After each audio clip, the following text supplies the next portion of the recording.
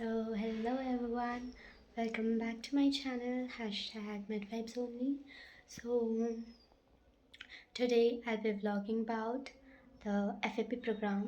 So जहाँ हम लोग जाने वाले हैं. So in brief, let me explain you what FAP or PSM or field visit actually is. तो FAP में होता क्या है?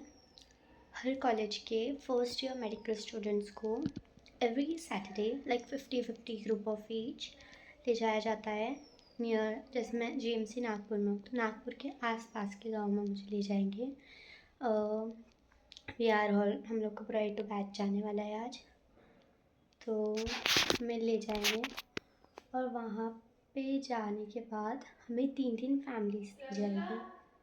तो बेसिकली वहाँ पे होता क्या है, तो हमें 3 फैमिलीज दी जाएंगी पर स्टूडेंट ईच, और हमें उन लोग की लाइक मेडिकल हिस्ट्री टेकिंग लेनी है. हम लोगों ने जर्नल भी लिया है, हमें जर्नल में सारा कुछ लिखना भी है. और ये सिर्फ फर्स्ट ईयर में नहीं होता, मतलब फर्स्ट ईयर में लेकर जाते हैं और 3 साल तक हमें फैमिलीज़ अडॉप्ट करनी पड़ती है.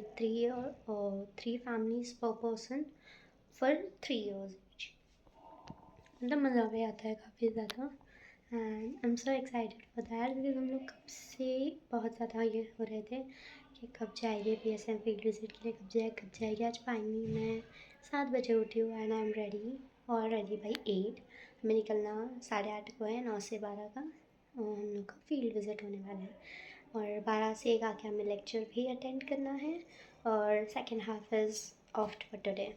Is going to be all about my blog, so be tuned. गए थे हमारे कॉलेज के PSM ऑफिस के बाहर बिकॉज़ हमें कहा था कि वहाँ पे हम सभी को इकट्ठा होना है. एंड बस वाज आल्सो देयर, तो हम लोग बस में बैठकर काफ जाने वाले थे. We were not having any idea about कि हमें कौन से कॉलेज जा रहे हैं, but later we came to know that it was Hudkeshwar Khurd.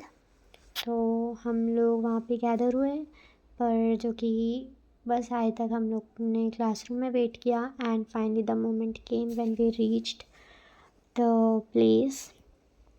और मैम ने हम सभी को 10 के ग्रुप्स बनाने के लिए बोले हैं according to the roll numbers, और फिर बोला कि कोई 2-3 लोग ऐसे करके फील्ड विज़िट लेकर आओ. हर बच्चे को 3 फैमिलीज़ मिलनी चाहिए थी दिस वजह, और हमें 3 फैमिलीज़ लेनी थी मतलब.